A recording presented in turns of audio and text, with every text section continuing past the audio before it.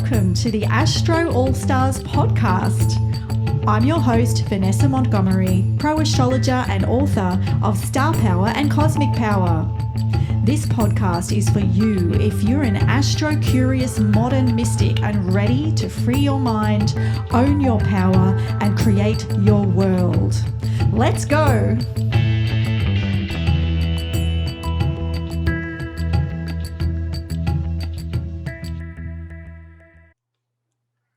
Hi, Starlings. Welcome to this chat about Wonder Woman and super Sheroes. I just went to see 1984, the Wonder Woman film, and I love Wonder Woman, long time lover of Wonder Woman and superheroes generally. I love the 70s versions particularly because the sense of humor was more apparent because it was a very Sagittarian decade with Neptune in Sagittarius influencing the arts. Anyway, this first section is about the astrology of Wonder Woman and a superhero, sort of. And then I have my guest coming on, classic Aquarius, because we're going into Aquarius season. And I'll just tell you a little bit about her now. Her name is Evelyn Hartogue. She is a writer, performer, and a cultural critic. I'm reading off the screen. She's a master's in creative writing. She's a master's in women's studies. And she has a Bachelor of Arts in English and Philosophy. So she's going to come on and tell us more about Wonder Woman, the comics, the origins, different bits and pieces, Amazons in particular. And she has lots of goodies for us. I'll have some more details in the show notes if you want to have a look down there. But let's jump into the astrology of Wonder Woman. So how do we give Wonder Woman a birth chart? Well, I did some Googling, of course, and she has an official birthday, which is March 22nd. It doesn't give a year or a place of birth, so I can't make a whole chart, but I know the sun's in Aries on March 22nd. And, you know, I always try to find out or work out what archetype someone's channeling, if it's a character, or often biographies, true films, and see if that actor brought through the spirit of that person. And often they do. I can guess from the film. Walk the Line being my most classic case. I knew he was Pisces. Anyway, so I think of superheroes and Sheroes as a real Aries vibe. Such an Aries vibe. It's such a fire sign vibe. They just bust in. They're not that emotional. They, mess shit up or they save that, and then they're off again. They need a lot of stimulation, let's face it. So there's a lot going on. They wear primary colors, which is very much that fire sign simplicity. And it's got a bit of a Sag vibe, bit of a Leo vibe, but Aries mostly. I do think a bit of Sag too, but we'll see. What do you think? I'd be interested to know, but I'm 100% going for that fire vibe. So I had a look. I'm just going to pull up something else here. I had a look at, of course, the original Wonder Woman. So when do we set a chart for that? Well, first of all, I found that she has an official birth date. I don't know if all superheroes do, but she does. The 22nd of March. Doesn't give a year. Neither do I. Well, worst kept secret in astrology, I guess. Yes, I do. So that would make her an Aries sun. And there's no date or place. So, of course, I can't do the rest of the chart. All I know is where that sun was on the 22nd of March, any year pretty much. So the other way I was able to cast a full chart was when, and what we often do as astrologers, when was the first instance of this character, or when did this thing start, or the inception, like a birth chart, when did you show up? The first comic book magazine or any feature debut of Wonder Woman was in a comic in December 1st, 1941, which makes her a Sagittarius. So here's the fire again. So I looked to see, well, are there any Aries placements? And of course there are. And then, which we'll get to, and then I thought, well, Patty Jenkins, I did some Googling of her, the director of 1984 and the Wonder Woman movie before that. Obviously, resonates. She's around my age, so we would have been introduced to the first 70s Wonder Woman series and been very inspired, which she talks about. And Linda Carter, who plays the original Wonder Woman, she had her very closely sharing and consulting with the movie. And of course, I won't say the rest in case you haven't seen it. So I looked at her chart against Linda Carter's chart as well. Linda Carter's chart against, you know, when you do synastry and you lay the charts on top of each other and see what matches up and what angles are happening or aspects. And of course, Gal Gadot, who plays the modern Wonder Woman. And I looked for areas in each of their charts as well as where they could be vibing, because they obviously do resonate. If you've looked up any of them chatting about the whole thing, they've formed a great relationship. And of course, there's going to be some awesome synastry in there. And I love looking at synastry. So where's the Aries in each of their charts? Yes, they each have Aries. And the interesting thing with it is, and this is what I'll share now, is here we go with the Aries. They've got a few things lining up, you know. So Wonder Woman has Mars at 13 degrees Aries. Patty Jenkens has Chiron at 13 degrees Aries. Gal Gadot has Mercury at 13 degrees Aries. Linda Carter has Jupiter at 13 degrees Aries. So Linda Carter has Moon also. I'll just write that in here. Moon also in Aries, which makes her very Aries, and Gal Gadot also has Venus in Aries. So, you know, there's that natural vibe, natural Aries vibe in there, but that they're all at the same degree, each of them with, you know, they're the face of Wonder Woman as we know it today. They had a few other things in common. You know, I think it's so interesting when you look up events or people, you'll have these, like, you're going to have these runs of planets out. Usually you can have other aspects, trines and squares, but there's usually always these just runs of planets, but all at the same degree. Is interesting. And to me, it's particularly interesting that it's 13 degrees, you know, which is actually a very female oriented number. But in Aries, the Shero, the action, that principle or two ideas that have been repressed for women. Of course, 13 is associated with, it's been demonized by Christianity because of flipping over from matriarchal or matrilineal times, and you know, the 13 moons a year, you know, women have 13 cycles a year. It's actually, you know, a magical number, or a very more like a sacred number, I would say, for women in particular. You know, we're pretty bound to it because of our moon cycle ourselves with the moon. So that was interesting. You know, it's numbers are numbers, but still. Patty Jenkens, the director, amazing job, Patty. If you ever see this, thank you from the bottom of my heart. Patty Jenkens is a Leo, sun in Leo, and Linda Carter is a sun in Leo, and their suns are both at 1 degrees Leo. So Patty's there watching Linda Carter rock around the joint, you know, as Wonder Woman when she was a little kid, really feeling the vibe, because their synastry, Linda Carter is being that like flashy Leo, like she wore a cape, Leo Aries vibes. And Linda Carter and Patty's suns are conjunct to Gal Gadot's Leo ascendant.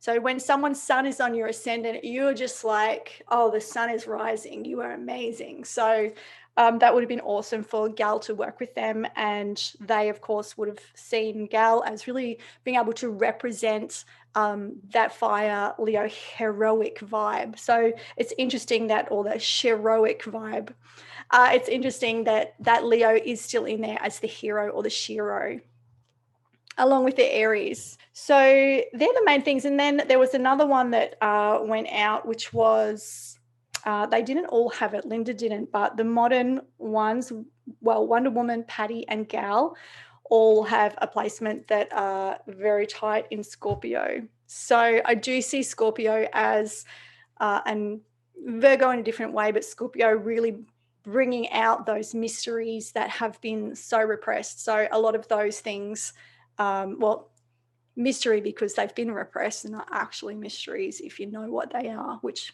people used to. Okay, so I just looked up William Moulton Marsden. I think that's his name. William Moulton Marsden, who was the original creator of Wonder Woman.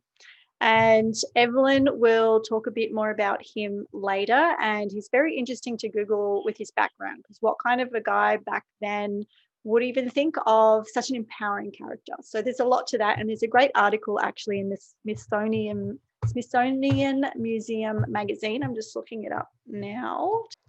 If you go to smithsonianmag.com, arts, culture, origin story, Wonder Woman, you'll find it there, and that will give you a little bit more on that one. However, I just looked up his chart, and something in common he does have is, of course, he has a Leo placement, and of course he has an Aries placement. Although they are not conjunct with the Aries, but the Leo, he has Chiron at 27 degrees. And what did I mention before about that 27-degree Leo? Wow. Patty Jenkens has Mercury and Moon at 27 Leo.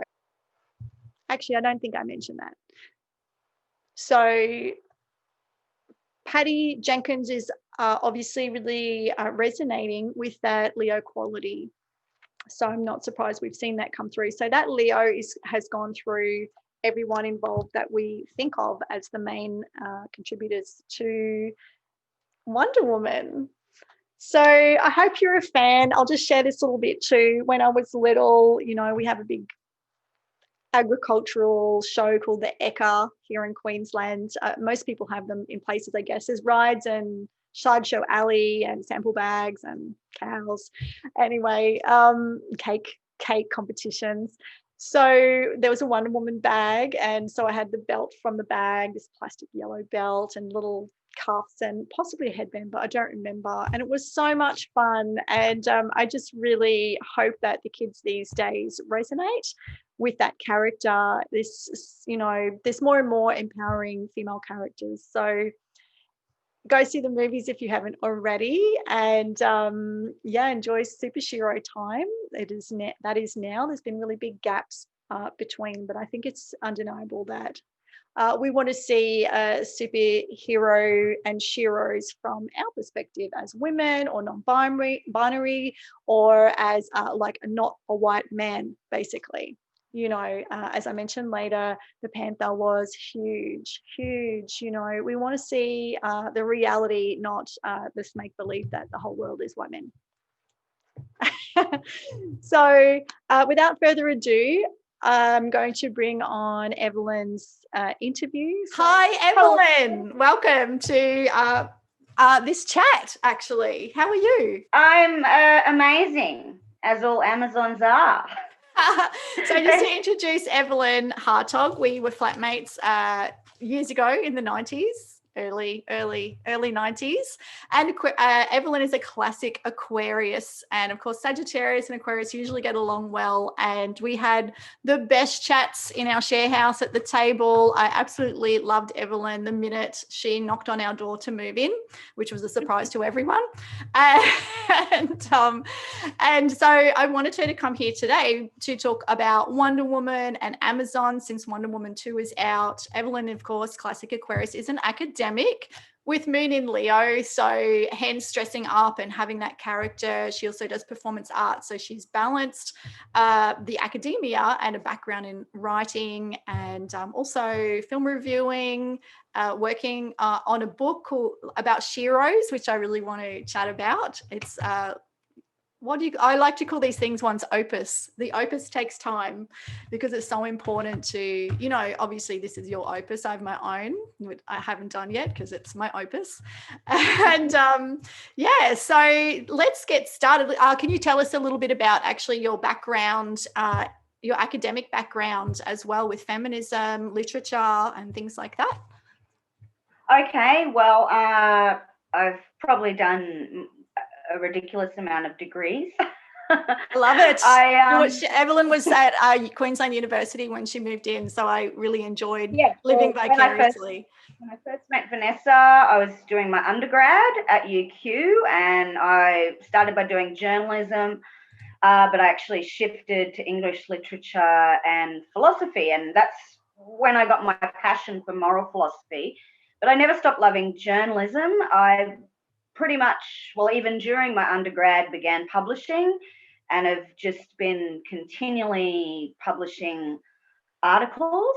And then after my undergrad, I also began performing because it was, again, my writing, and it was a way to get an immediate response from writing, because this is back in the 90s. So if I published an article, have to wait 2 months for people to write a letter to the editor, or maybe someone would chat about it, but you don't get that instant response like you do now if you write something online.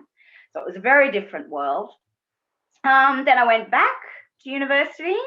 I've done a few postgraduate degrees. The most noteworthy in this context is Master of Arts in Women's Studies at Griffith, and then a Master of Arts in Creative Writing at UQ, which sounds weird, 2 masters in a row. The actual second Master of Arts is now, that was the last year, it was an MA, and it's an MFA now, Master of Fine Arts, which is sort of in between a master's and a PhD. But that's just an odd thing anyway. I love it. There's no too much study in my book. Yeah. Well, yeah, there's never too much study. So anyway, I'm constantly publishing during this. While I was doing my second master's, I became the arts editor at Queensland Pride, and that's when I started my pop cult Sheroes column. So as well as a lot of reviewing of books, films, theatre, I had a monthly, then fortnightly column in Queensland Pride newspaper, and then I also started doing a monthly column in Loddle, Lesbians on the Loose, and that was called Pop Tarts. But essentially they were both about contemporary, well, 20th century women who were warriors, or, you know, non-feminine archetypes, or men, like, for instance, someone like, you know, Doctor Who, that's kind of not quite sure, you know, chauvinistic macho man. Like, I classed him as a Shero. The interesting thing about that period, we're talking now about the noughties, is the main time I'm publishing the Sheroes, is there's a lot of revival of famous characters, like a new Bewitched film, new Electra. So that gave me lots of scope to write columns, not just ones that look at retro TV series or character, but relating a revamp to the character's history, their canon, which I'm kind of guessing might be something you're interested in today about Wonder Woman. I am. So I remember you were into Wonder Woman even when we lived together. And of course, you know, I remember when it came out in the 70s, as you know, we're all about the same age and same age as Patty Jenkins, the director of both of the most recent movies on Wonder Woman. So I would like to hear from you, like, what got you into it? Like, why have you pursued Wonder Woman specifically? I remember, Linda Carter on the TV show, just being blown away. And I already had a few comics and colouring books, and I had a little Mego figure, and it was kind of the first live action portrayal of a comic book character. And I just longed for stuff like that in the 70s and in the 80s. Adored her, adored just the whole idea of truth and love were her main. Like, if you look back at the 70s series, she is actually a much gentler character. I mean, she's still tough and badass and throws the villains and whatnot and breaks free and bites off the bullets, all of that. But the 70s Linda Carter woman, I think her best contemporary in the mood of the character in comics is a comic called The Unbeatable Squirrel Girl. And she's this Marvel creation, and she's kind of for younger readers. But the cute thing about The Unbeatable Squirrel Girl is whenever she has a battle with someone, she always resolves it peacefully. She finds out why are you doing this mayhem? What do you really need? And she basically sort of psychoanalyzes the villains, gives them a bit of therapy, finds out what the real problem is, and solves it for them so no one has to fight. And this was the ethos of the 70s Wonder Woman TV show in a lot of ways. I mean, there were battles, but that, you know, at the crux of it. And that was what really appealed to me. I didn't like conflict. I didn't like deception. These were things to me as a child that really upset me. And I weird child, I would, perhaps I was autistic. I don't know. Maybe I am. Asperger's. A few friends suggest it because I've always wanted to speak the truth. And I read a lot and need to remember a lot. So remembering lies for me would just be exhausting. Your brain can only hold as much at the front at a time. Well, my brain, it can take me a while to get back to the data banks. So honesty has always been massively important to me, and it's often been a problem. It's led to me being tactless. I mean, no quality is good or evil. It can be an extreme, and extreme honesty can be tactless. So I've had to learn to sort of temper it at times. I'll just interrupt here and say you've just reminded me of, like, there was such a like point to the Wonder Woman 2 that we've just seen, has just come out. Truth is such a big deal in that, and I was thinking, what's the big deal with the truth thing? But of course you're right, like the lasso of truth, she is all about truth. So in a time now, just to make it relevant, you know, there's so much truth and lies, you know, there's so much false information, and it's an interesting idea to have brought back now. Yeah, you have a period, I think kind of mid noughties, maybe late 90s in the comic. One of the many times she dies, she goes up to Olympus, and she's briefly the goddess of truth. Right. But she keeps interfering, so they're like, oh, just here we go, we'll resurrect you again. But anyway, that's the thing with comics. They're often, especially female characters, they get killed off and resurrected a lot. Yeah, right. And what was I going to ask? Oh yeah, I was going to share about I quite liked the truth element in the 70s as well, but I really like the action a lot. Love the action, but the point is she has defensive skills. She doesn't just go and attack people for no reason. Exactly. And she doesn't. But yeah, the action is still awesome. So I'm just thinking while you're talking, you know, it's interesting. The female characters sort of, it's like a gender thing where they are meant to do the love and all of this and be a certain way. But then in the second Wonder Woman, you know, I thought the villains were fantastic. And Cheetah, was her name Cheetah? Barbara Minerva Cheetah. Minerva, yeah, she was a fantastic female villain in terms of she just went completely psycho. I loved it. Cheetah is good. She's got so I pulled a few from my collection. This is let's see if we can see that. That's kind of a famous Cheetah cover. That's fantastic. From about 87, October 87. So what happened with Wonder Woman is you've got the original Wonder Woman run that started in 1942, and it's a comic from that. In this comic, she actually gremlins take over her invisible plane, and she crashes into the World Trade Center through both towers. Oh my gosh! It's a famous comic because of what happened. But this is 1972. This comic. So you've basically got a 30-year-old Wonder Woman here. This is Wonder Woman at 30. Fantastic. If we take her birth as 1942. And so I'm just wondering what your thoughts on Wonder Woman and feminism are. You know, we've had so few female action characters to basically model being an active, assertive person, you know, and for me, that was really important with agency and independence.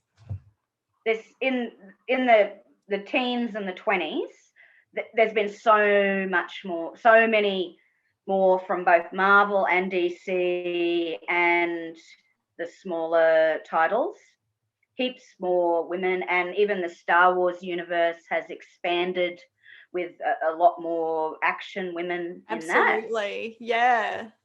But in the 80s and 90s, that was a very difficult time. I mean, Buffy made a huge impact. Xena made a huge impact.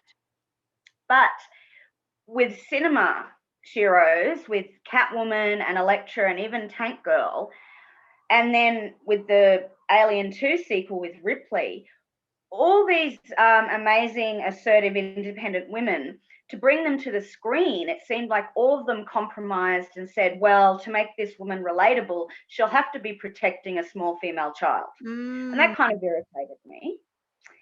Now to Wonder Woman. What irritates me now, we have a big change happened in 2011, which I still haven't recovered from in the story arc. But right up till 2011, she was molded from clay.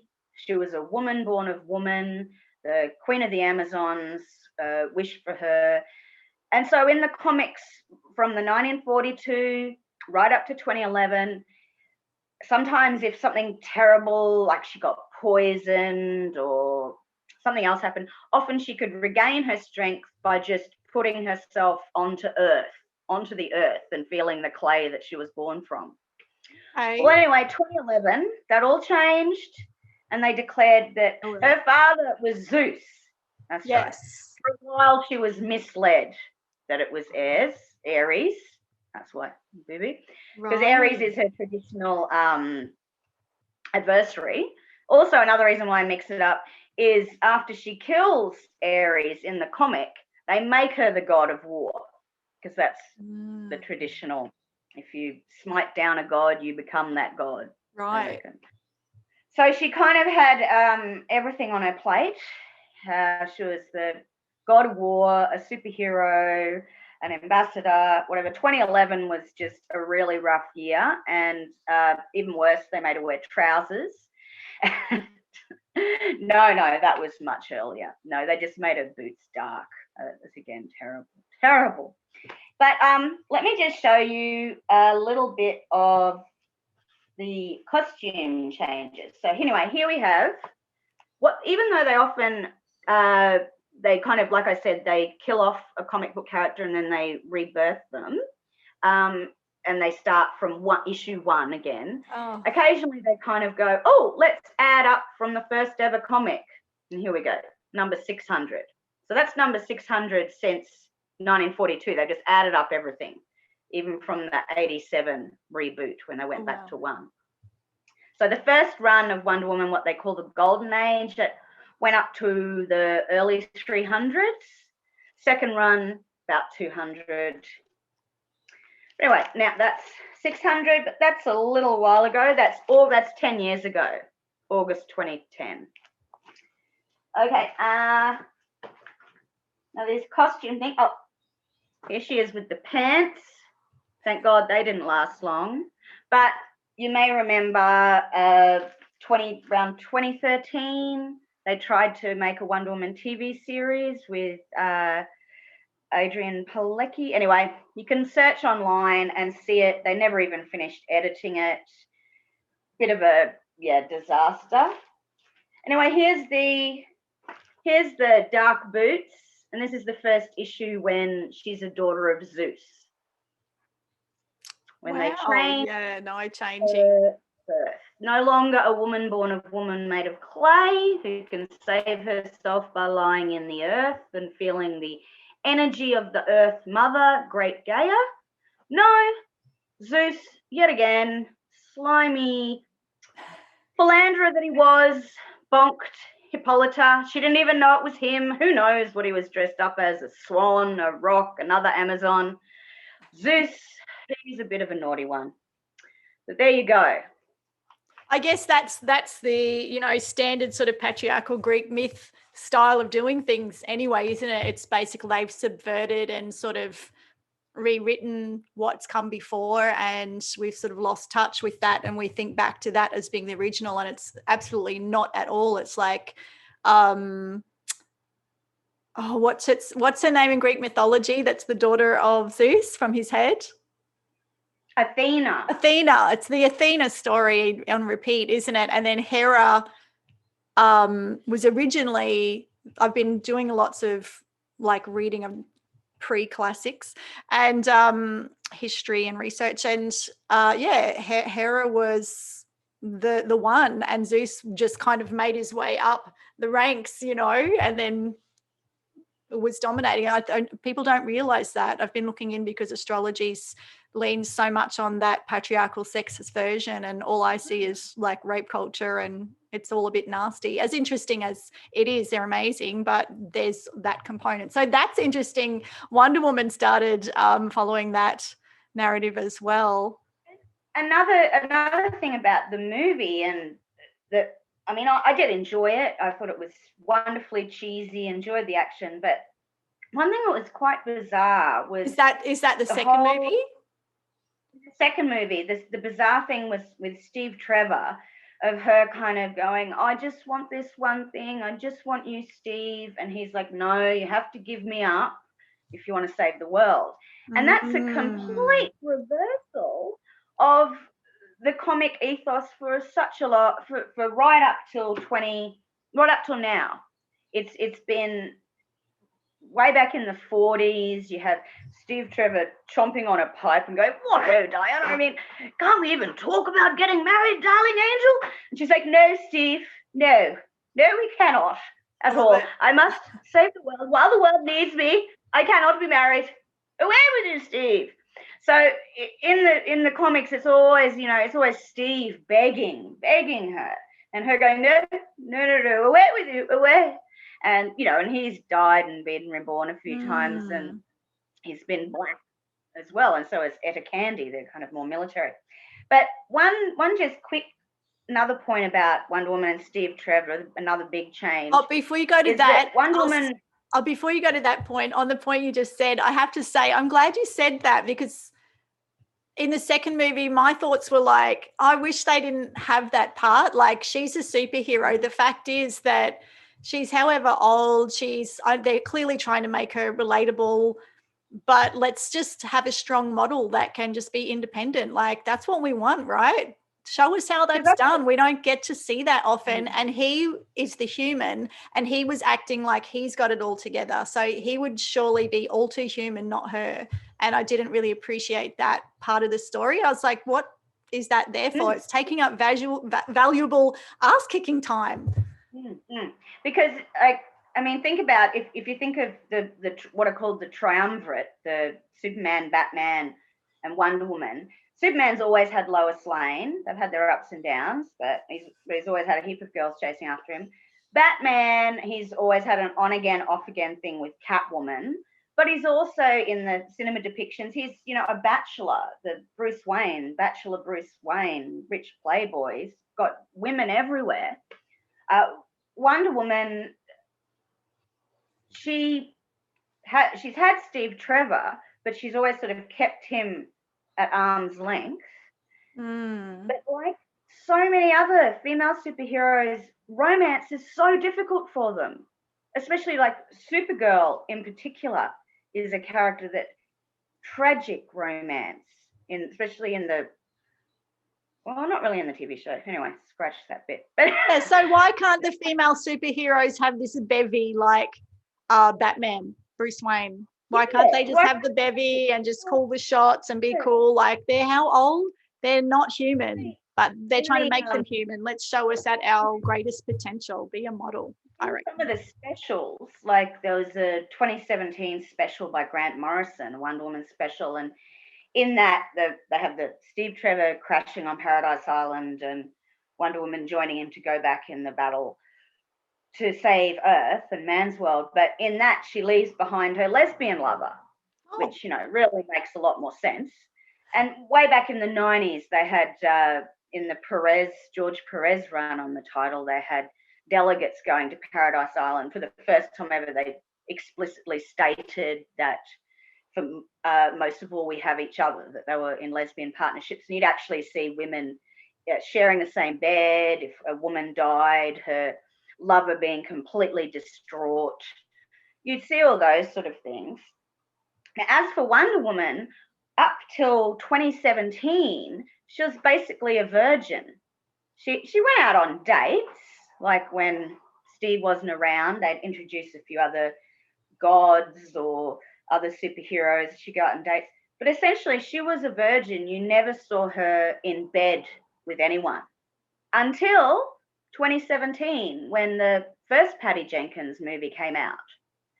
And in that, this one called, this issue, August 2017, she actually goes to bed with Steve Trevor. Now, you don't get live action sex, but what you do see for the first time ever is her actually in bed with Steve, nude, and all the clothes on the floor. So that's something never depicted, and they sort of correlate it to the movie. So she was a 75-year-old virgin. That makes sense though, doesn't it? You know, it's keeping it relatable. And why should again, going back to those Greek myths, the women were sort of like, they had to be action, they had to be virginal for some reason, like they couldn't have their sexuality as well. So I'm glad to see a woman making a movie and having a female have a sexuality. Thank you. Well, yeah, there were like talk that she would have a female lover. Perhaps she will have a female lover in the next film. We can only hope. Yeah, pray. We can only like love bomb Patty Jenkins. Yeah. Well, that's even if she directs the third one. We don't know any of those things yet. Now, another thing I know you wanted to talk about was the ancient Amazons. The Amazons, and you've been researching, yes, because this character and Wonder Woman's mother as well, back on Paradise Island. Is it still Paradise Island? Well, originally Paradise Island, and other times, there's a fly here. Just a fly on the wall. Our interview. You're getting distracted. The Themyscira, they call it now, an ancient Greek name. That was from the George Perez reboot from 86. So it'd be called Themyscira. When he rebooted, February 87, he really went back to a lot of the classical Greek imagery and did a very classical Greek Amazons. He relied on what research was available in the late 80s. Previous to that, the really early Wonder Woman, these Amazons back here, they had just the wildest science. They had this kind of magic science, and they pretty much had Wi-Fi and video calls. Like Wonder Woman had this little transmitter on her tiara and this little sort of globe thingamajigger, and she'd press her tiara and being telepathically calling Paradise Island. This is like from the 40s up to the 80s. And they chat, and the Amazons that Marston created, the fictional Amazons, were incredibly advanced scientifically, and pretty much the idea he had was that people thought they were magical and feared them, but it was just that they were incredibly advanced and had such a high respect for science and mathematics and technology as much as the arts. And they also didn't ride horses in the early Marston stuff. They had giant kangaroos. No way. That's awesome. I'll say with the horses on the opening, like I think Patty's done the most incredible opening scenes on both movies. That first one, I am not a crier. I'm such a hard ass, but luckily I went by myself because I had a little cry because it was just it just hits beautiful. We as women don't freaking get much. We have to watch all this slop that's just, reinforcing the same old shit that I know I don't relate to at all. And it's just seeing that, like, it was like a primal, like an archetypal thing. And as a mega Sagittarius, I was just like, no wonder you liked the archer in my doll collection the most. Yeah, the Archer. So, and back when the original show came out in the 70s, it was a little bit the same. Like, we just didn't get to see stuff like that done so well with respect to the character, to the woman, and have a whole well-rounded person being so independent. And the only other one that I can associate with it is when Kate Bush came out with Babushka. I was so young, and I just saw, looking back on it now, it is not what I remember. I just remember this woman in armor smashing through mirror. She was like an Amazon or warrior vibe, and so unique. So I'm glad that Patty just like smashed. I think Patty Jenkens has done a great job. She's really up to the minute with the research, because it was only in about 2013 recent archaeological digs and DNA testing found out so many warriors around the Scythia and the Black Sea. And here we go, a little map here. Say that, because I was reading, there's a book about it too I came up with in my research. Scythians? Scythia.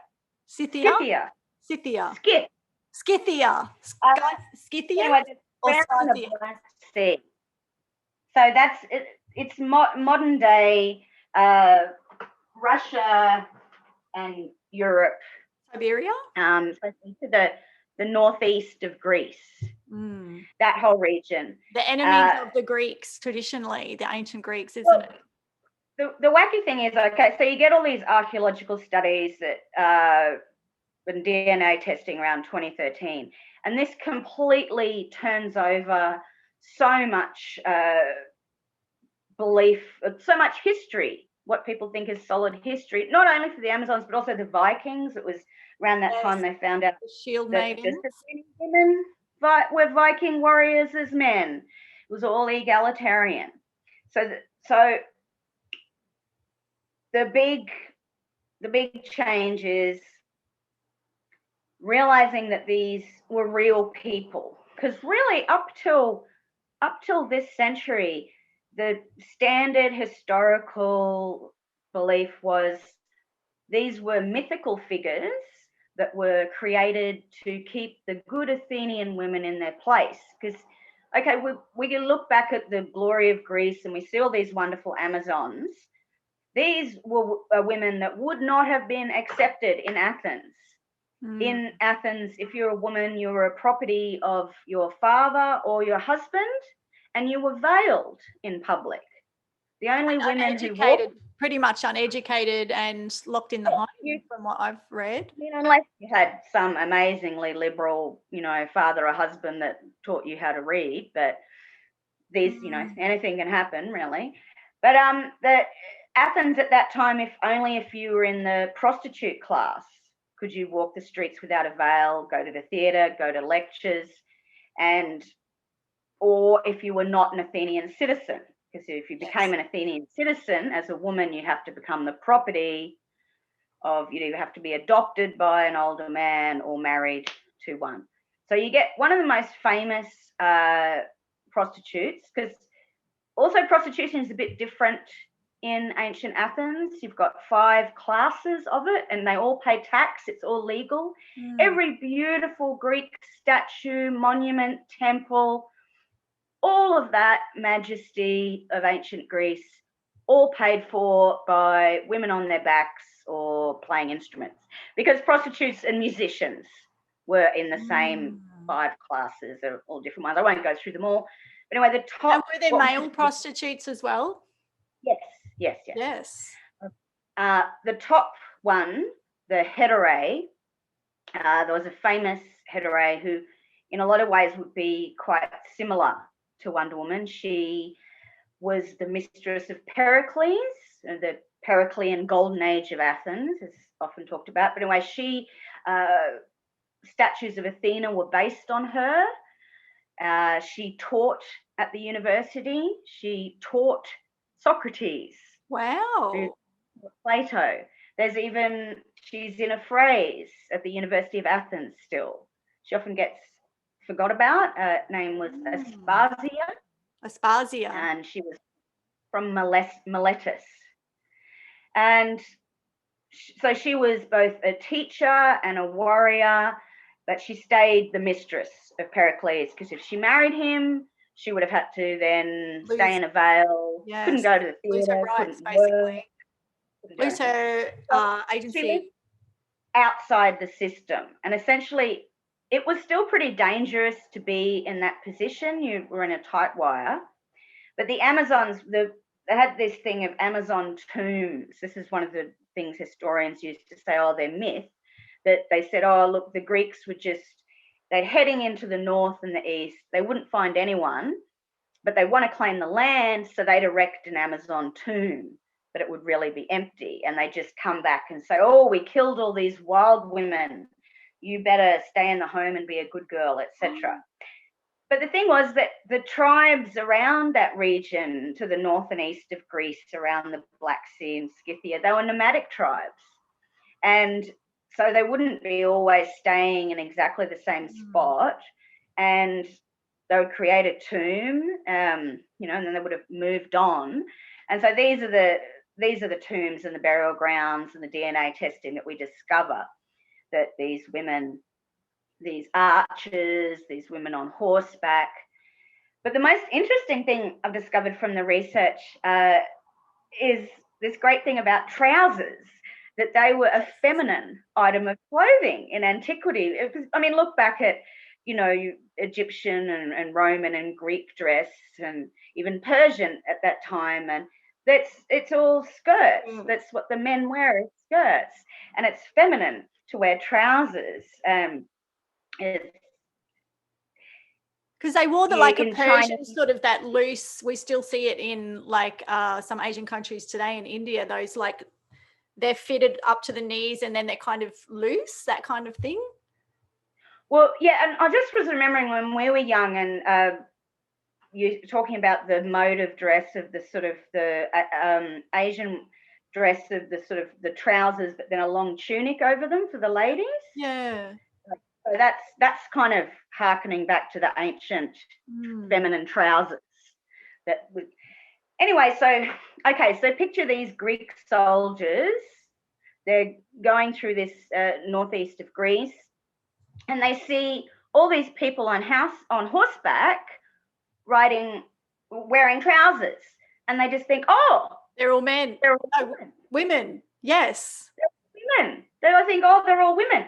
And some of them would have been women. About half of them would have been women. Yes. But basically, they see this egalitarian tribe, and they just assume, oh, it must be all wild women, because the idea in their minds is, oh my gosh, if they must not have, the men here must not have control of their women, because the women aren't at home cooking and mending and sewing and doing domestic duties. They're not honouring the hearth like we do. So these women must be out of control. They must have murdered all the men. So you get this wild, so it is very much this cultural clash, because for the Greeks, the idea of men wearing trousers, oh, no way, it's far too feminine. And that's interesting. So it's a bit like propaganda today, isn't it? It's a bit like that drama that we're seeing now. It's just like, oh my God, all these women. But something that you've mentioned to me before too is like looking back, the equality, because they were so extreme inequality, equality looked like, women were dominating, but there was just like an equal. There were small tribes. Everyone had to pitch in. Women were warriors. So were guys, and it sounds like that manner of dress was just that part of horse riding. You're basically living on your horse. Yeah, much easier to ride astride with trousers. Ancient peoples often would have a big skirt, and they'd kind of bundle it up in the center. But exactly what you just said, that if oppression is your norm, equality looks like quite extreme. Hence the backlash that we often experience, isn't it? Like you only get a little win, and it looks like you've just crushed everything with the racial debate, with the gender debate, all those things. So I'm really glad you pointed that out that other time, so we could bring it back up now. It's a very interesting point. You still see that sort of thing in the microcosm. I notice this pattern of men who don't realize how entrenched their sexist values are, that they just, without thinking, they just expect women to obey them. And they don't even, it's so entrenched, they're oblivious to it. So anytime a woman wants to be treated as an equal, they're like, oh, you don't respect me. Yes. Because in their mind, respect is obedience. Because their line is there and you've come up against it. All they know is that you've come up against it and you've stepped out of your lane. Yeah, it's wacky. But anyway, everything's changing, and I'm sure Wonder Woman is helping that. Now, just a quick last one, if we can relate to the movie, the latest movie with Maxwell Lord. Maxwell Lord, he's a villain. He's been around for a while. He was interesting in 2005. Here's Wonder Woman getting arrested because she has just murdered Max Lord.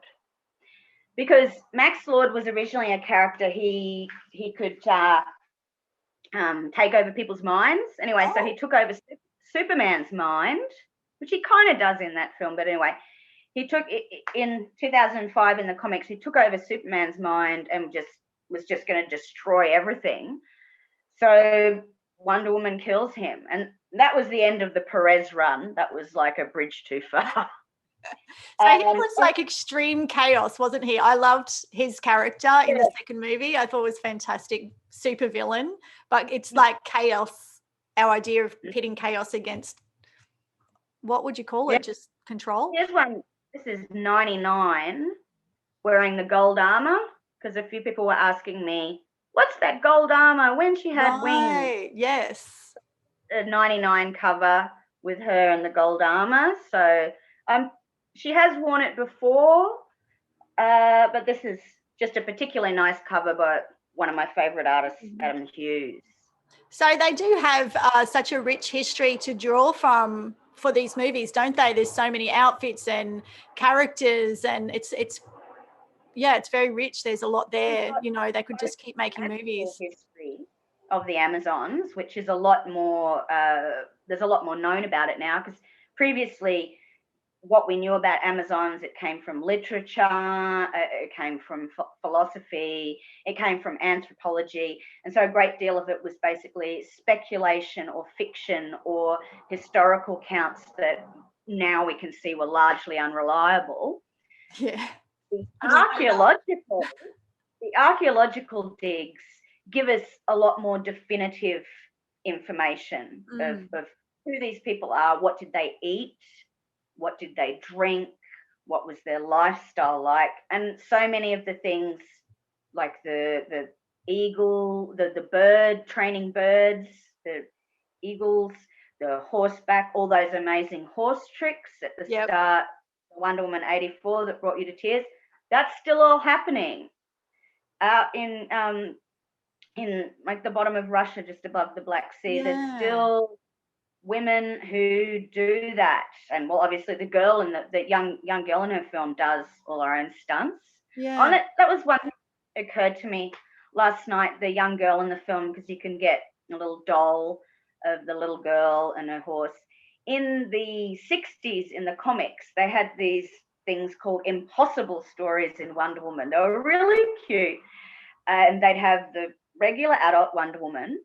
Then you also had Wonder Girl, who was not a separate character. It was Wonder Woman as a young girl, an adolescent. And then Wonder Tot, which was this is very interesting for ongoing movies or segments of, isn't it? Yeah, and so the cute thing was that is impossible stories. So they have these ones where, because the Amazons are still these technical, this is in the pre-Perez reboot. This is the golden age Wonder Woman. You'd have these impossible stories where the three of them from their different timelines would come together and have adventures. I really loved Wonder Tot. She was always so naughty. We're always getting into total mischief. They were really fun. And I'd love to see the teen come through for the teen and tween girls, to have someone modeling that. I was going to, just to jump back to the, Wonder Woman is much more queer than I first realized. Well, I realized because Amazon, that idea of Amazons, but I read something about she would, like, Cheetah was bisexual, or they would have some flirtation thing going on. There was like a little whiff of it in the movie. Essentially, yeah, I yeah. did. I felt a bit of that too, and even in the comic, you get because her and Barbara Minerva become friends at different times, and the Cheetah is a character that comes back often Right. in different they slightly sort of tinker with her origin.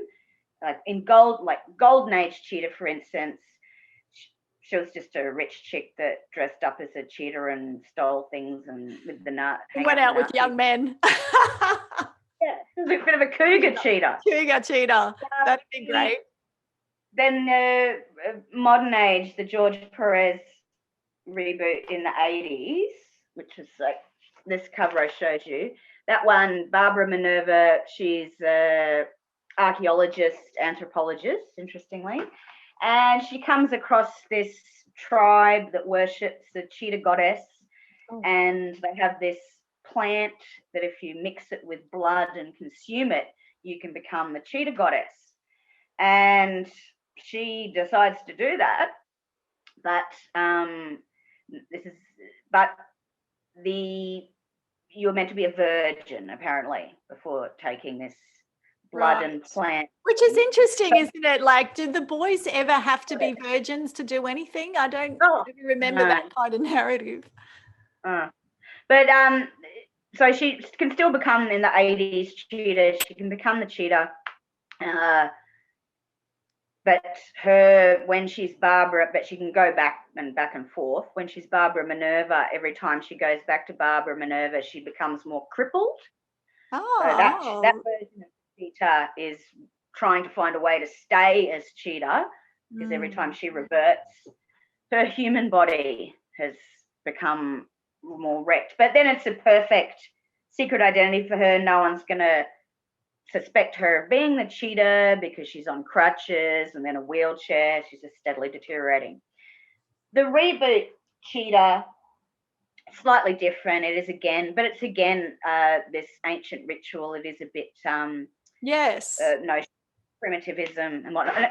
Maybe just now the critiques of the film, because I think it's, so much as I adore Wonder Woman, I think it's important to realise it's an 80-year-old concept from 1942. So she is embodies a century of feminism.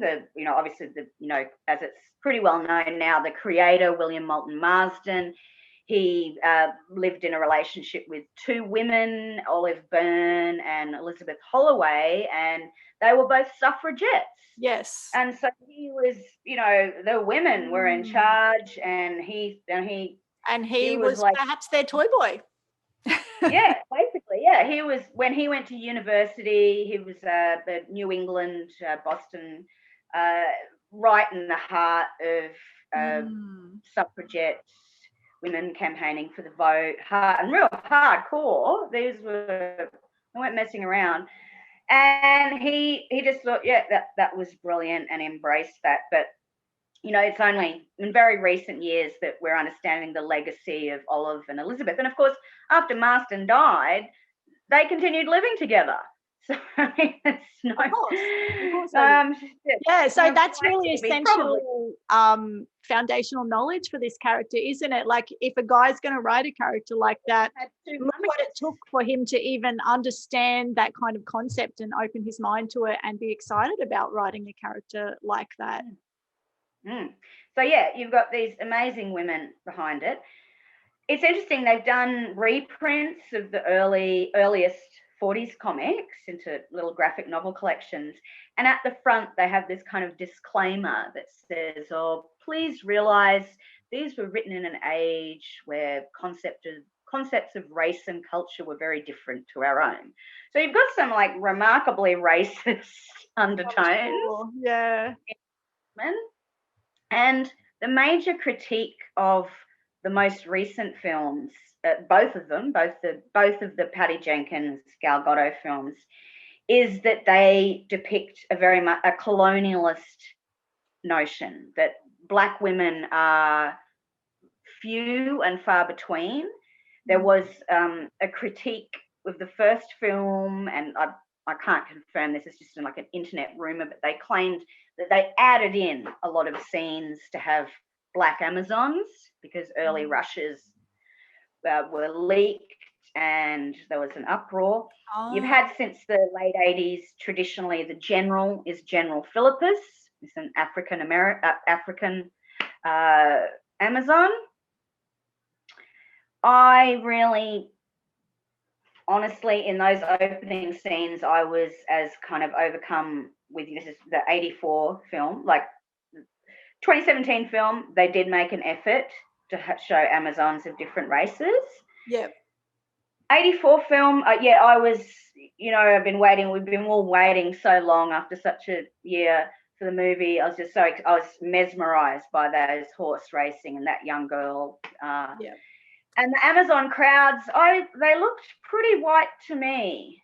I don't really remember much racial diversity, but I will have to watch it again to confirm. I'd have to look again too, and it's a good reminder for people. Like the Panther movie was one of the biggest, it was huge. So again, like breaking out of these stereotypes, because I think is it because I think they're not going to make the money, or is it because they just don't want to change things, because we're here and we're really ready for it, and the money makers can make a fortune. Simply not realizing. It's not until, that's why critics are so important, because it's not until a critic often points something out that a movie maker may.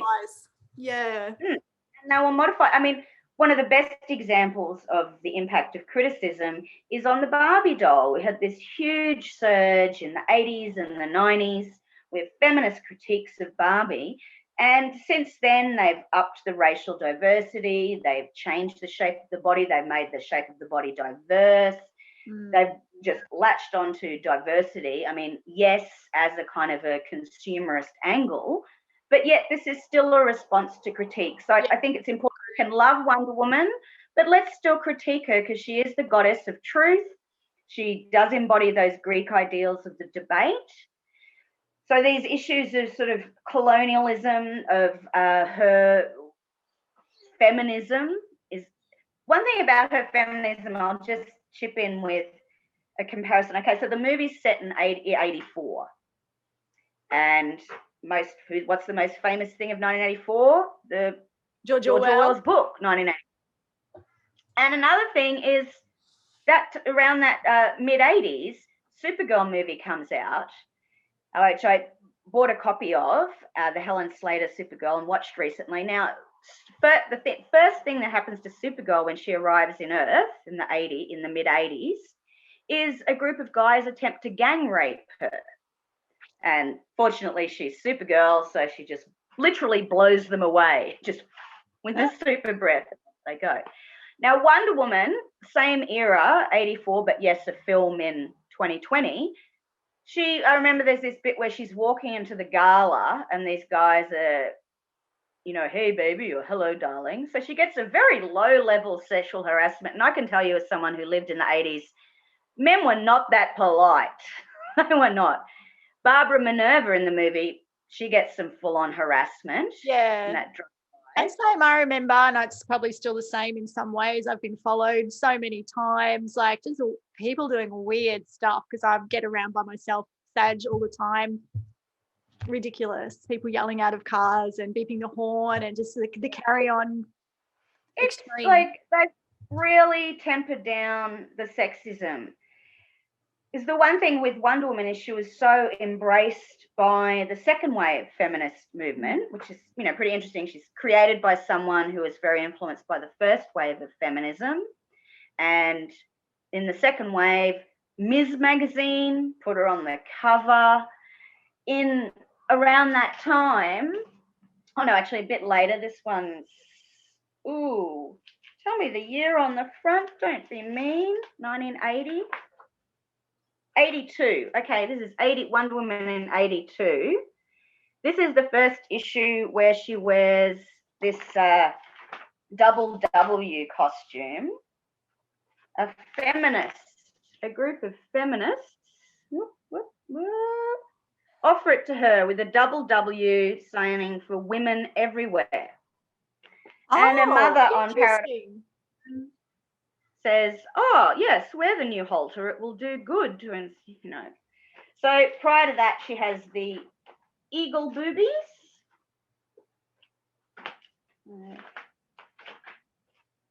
Eagle boobs. Ta-da. Right. Double. Ta-da. Yes. So she has been a feminist, very aligned with feminists. Third wave feminism is, well, third wave they sort of talked about as the DIY feminists, and it was kind of the internet girls need modems. There was the DIY culture of zines and punk bands where girls did it on their own. Then the internet comes along and feminism has become very kind of complex. Diversity, again, is so important to feminism. Groups that have, right from the start, well, in 70s feminism, you had this thing called the Lavender Menace, which were the lesbians, and factionalizing in feminist groups, the lesbians and heterosexual women. A lot of that. And racially as well, wasn't it? I know with the, you know, civil rights was still moving on and equality there, and Black women, at least in the US, were not, maybe they weren't getting fought for by the main feminist movement, and the guys weren't fighting for them in their racial movement.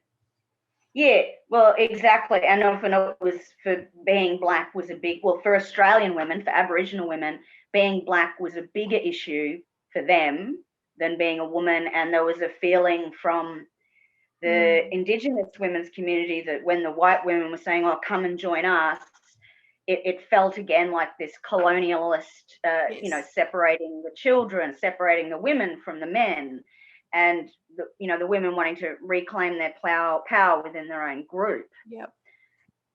Biggest issue, well, I think the most worrisome issue for me at the moment in feminism, the big one I see being really divisive, and I think we all need to sit down and find some common ground before this really busts people apart, but it's the transgender women, yes, and cis women, and you have that the gender spectrum, the gender identity spectrum. And you also have, well, yeah, because we have like second wave feminism, you have women wanting androgyny, just wanting to do away with gender roles entirely. Yet trans culture says, well, I can choose where I want to sit, and the gender spectrum. And trans people are like, well, I was actually born a woman. I just have the biologically wrong body. And the thing is, there's like 1% of people are born both like neither male nor female. There's biologically and chromosomally, there's more than 5 genders. But we've only recognised 2 of them. Many cultures, of course, have recognised, a third gender. And I think that the difficulty complicating that particularly is that then all the everything's divvied up into this or this. That's, just makes the problem even worse. Like, I think that, a lot of women are born women, but we don't relate to this tiny little sliver of a role we have. Like, we do all have an inner action hero. That's why this movie so, really resonates with so many people. The inner action hero. The woman born of woman thing, and then her becoming the daughter of Zeus. I mean, that didn't sit well with me. And I wonder sometimes, because like what I was saying before, the big debate is between, there's that derogatory term of TERF, of trans excluding radical feminists, that there are groups, women-only groups, that only want women born as women in them. And I mean, don't trans women have enough to deal with? but their point is that, well, these people haven't lived a life where they've had a woman's experience all of their life. They haven't had culture reacting to them. And this is often what about identity politics is, like how my identity, how the culture reflects it back and how I get treated. So this action hero Wonder Woman, now she, perhaps by doing these things that often don't sit well with me, like A, giving her a father, B, making her be the one who doesn't want to give up her lover instead of the one who pushes him away, and the earlier feminist stuff where they have children, she has to look after children. Maybe all of these things are ways to make this character reflective and relatable. She's not like a ball-busting, alien, man-hating creature, but just as woman as us. So as much as the Doctor Who reboot kind of annoyed me at first with Rose Tyler, the Every Woman, these things are all a step on the way to have a culture re-embrace this concept of a strong, independent woman, and show that I think perhaps it is important to understand she's not perfect. Even a goddess isn't perfect.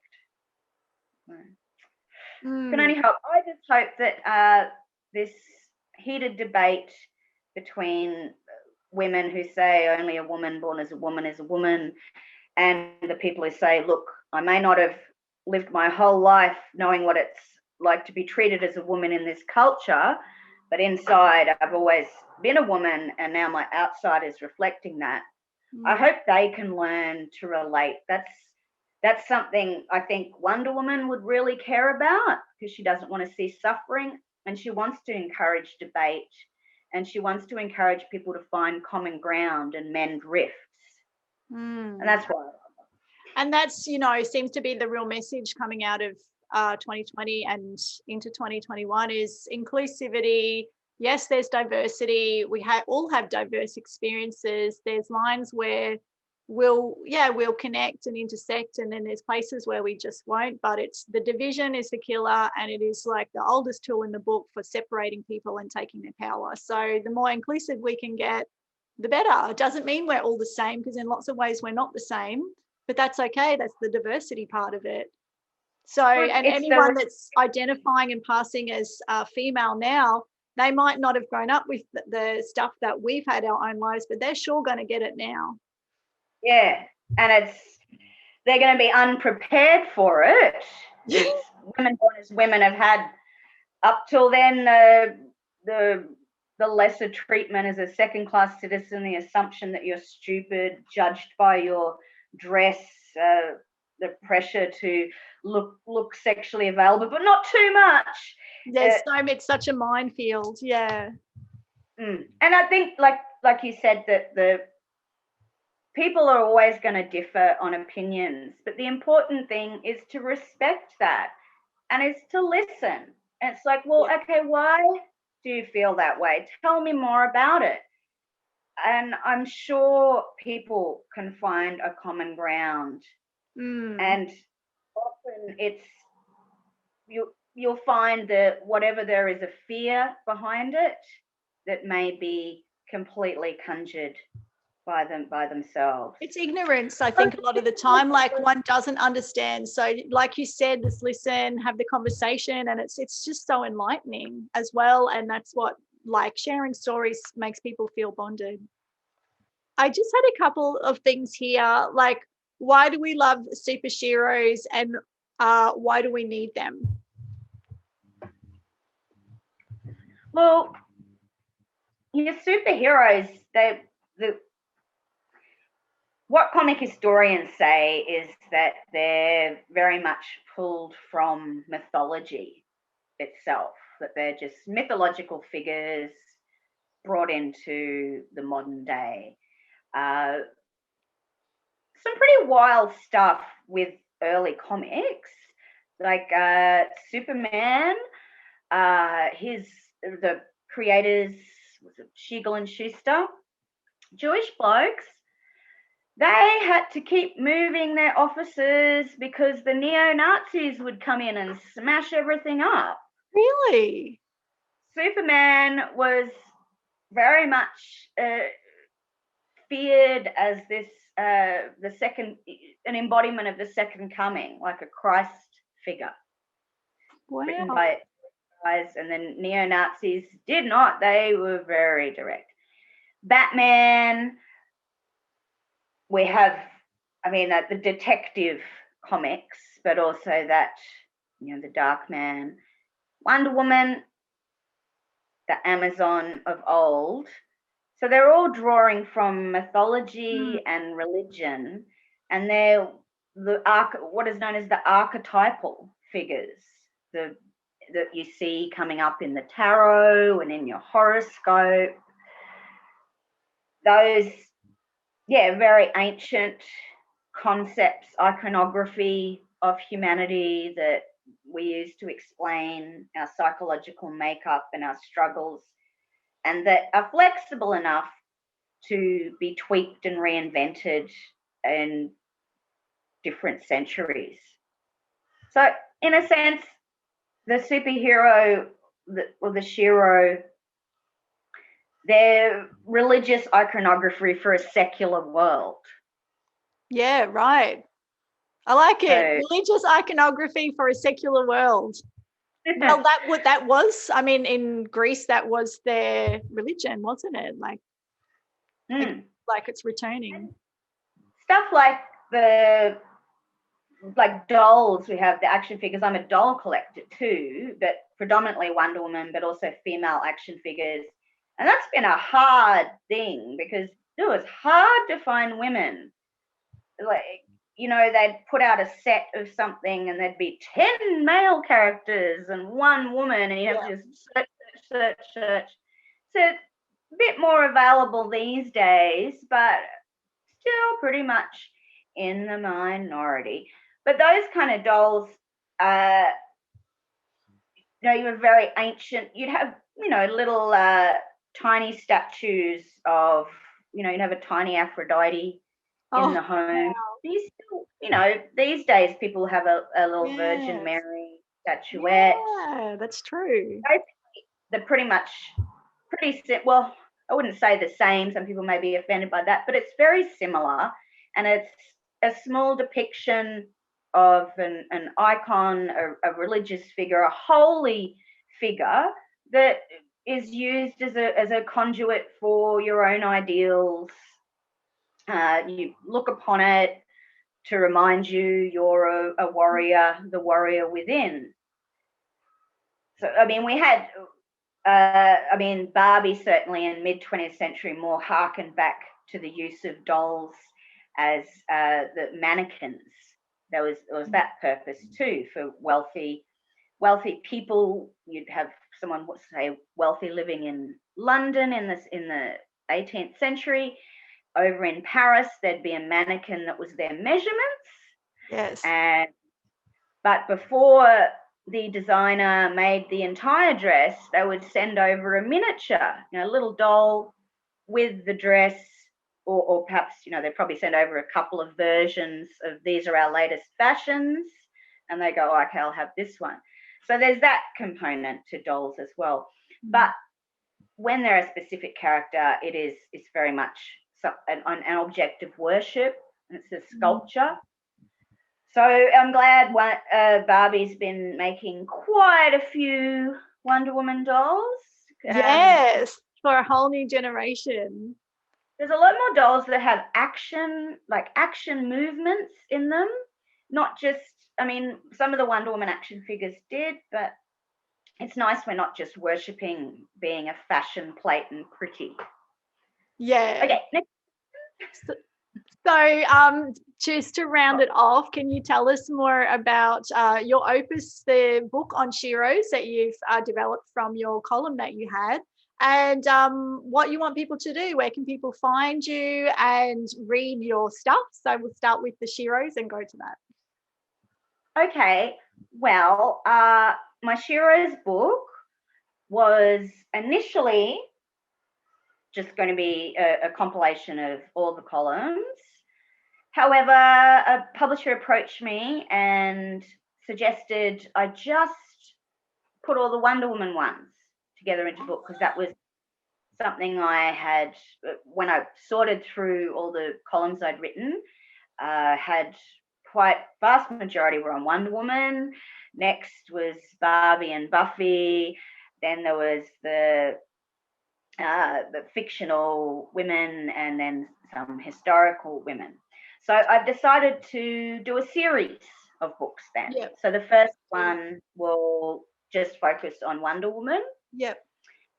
And not sure, the second one perhaps be the Barbie, or perhaps I've had a compilation one of witches, bitches, and badasses, badass Sheroes. Yes. Friends, a bit more interested in that than more about Barbie. So the naughty women might be fun, because I do love Wonder Woman, but she is so good sometimes. It's nice to have a bit of villainy. So do you mean like picking out the villains like Cheetah and focusing in on them? Yeah, I mean, looking at the actual, I mean, moral philosophy is my main focus. Yep. That my research into popular culture very much intersects to my research in philosophy. And so Wonder Woman's embodiment of moral goodness, yes, and struggles, very fascinating to me. However, what we conceive of as evil, what is that struggle? How does that manifest? I mean, this is just as fascinating. Yeah, because that's also archetypally our shadow part, isn't it? Like the villains are just representing the other part of ourselves. Exactly. Yeah. So Batman, the Joker, always being his other side, Superman with Lex Luthor, Yep.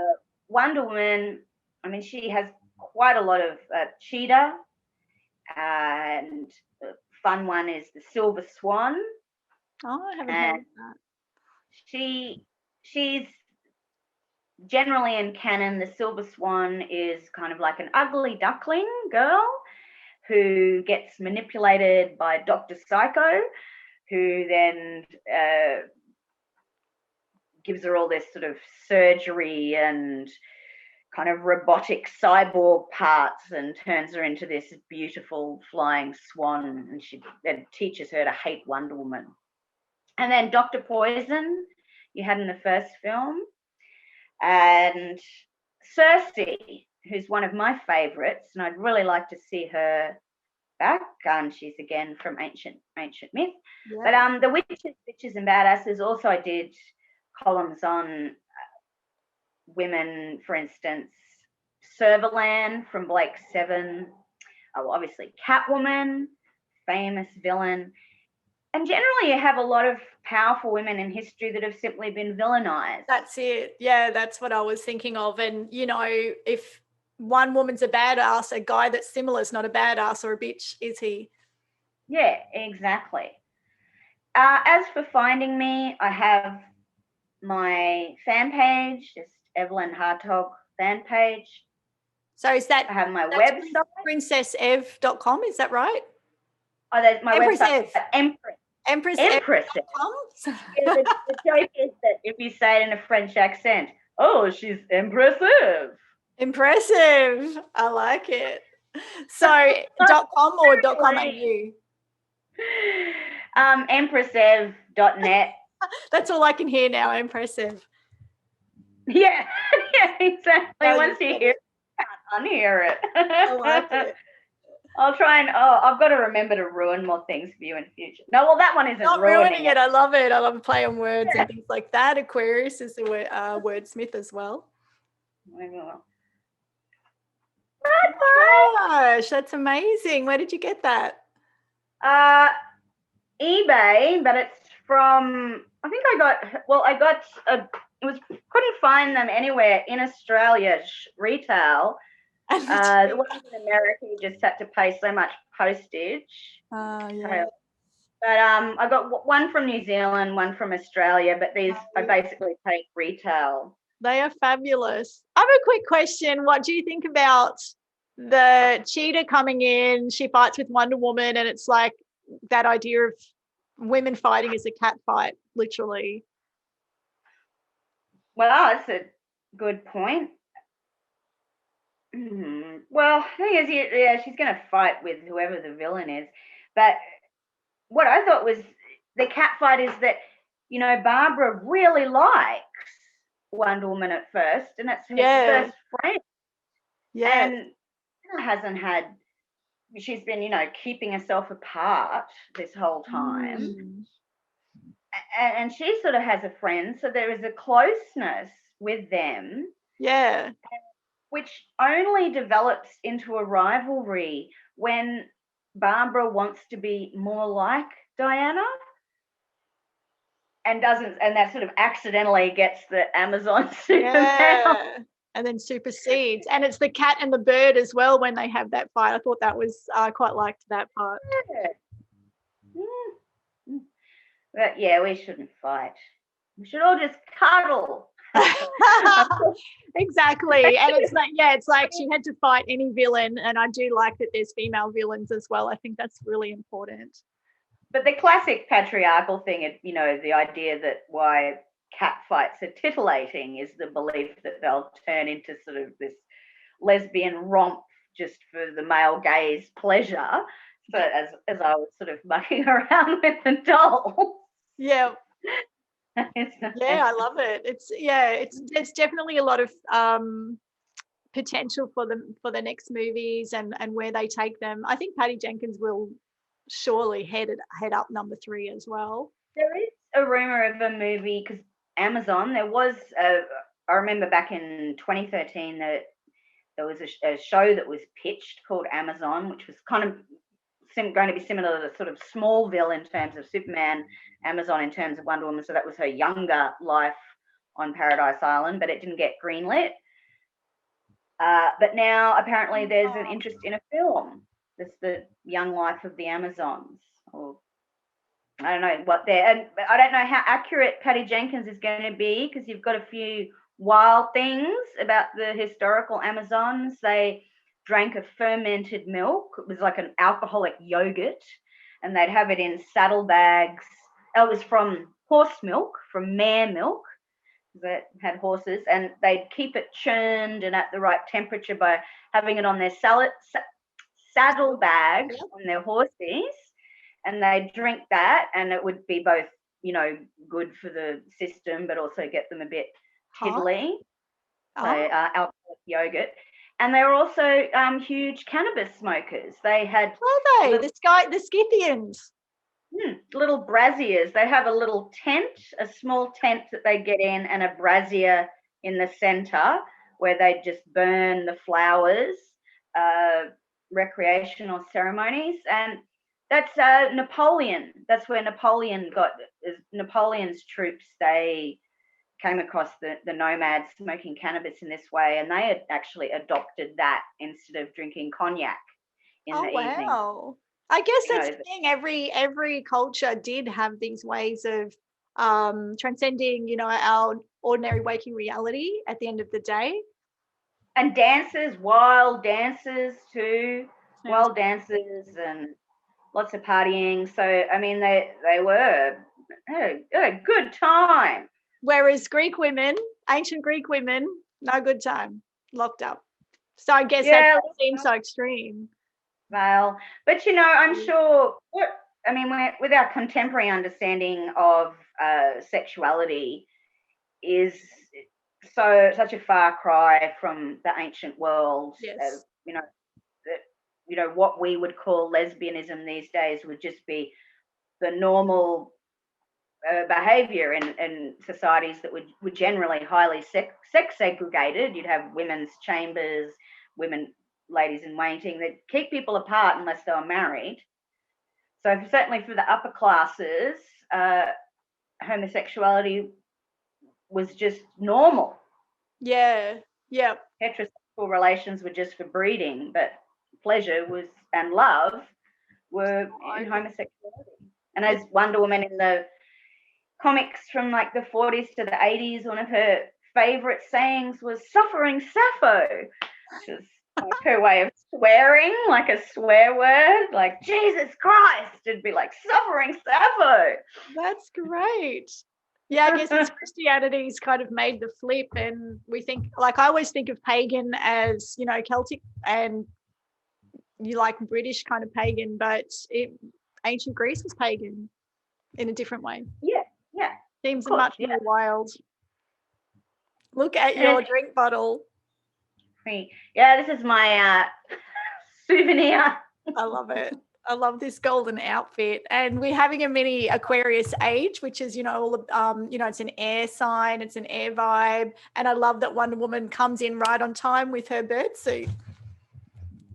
One other thing, this is something I just often think about and forget, because I was doing columns for ages about all the different Wonder Woman films that were going into production. Like scripts were written, they'd be in pre-production, and none of them got off the ground. None of them actually got into production at all.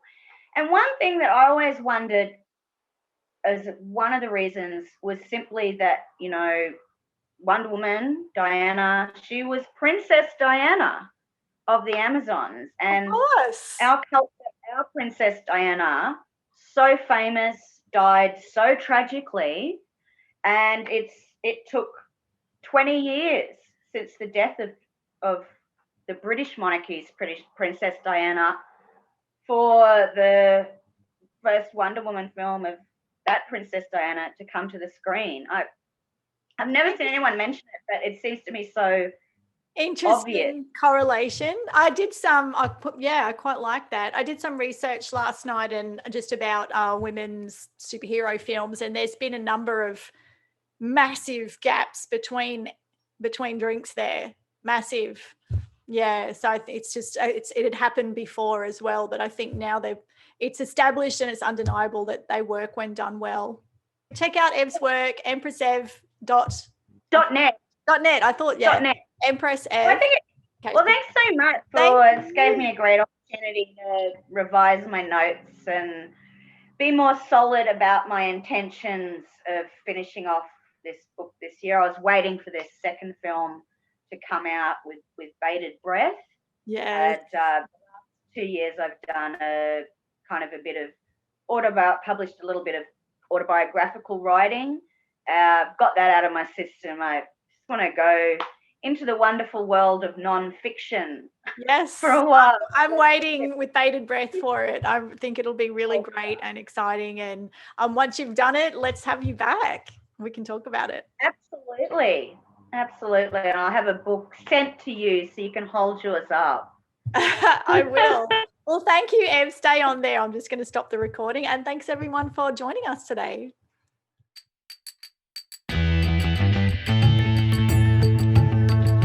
Thank you for joining me today. This has been Vanessa Montgomery. For more Astro and modern mysticism, find me at astroallstars.com. Remember, that's stars with a Z. Take care and stay cosmic.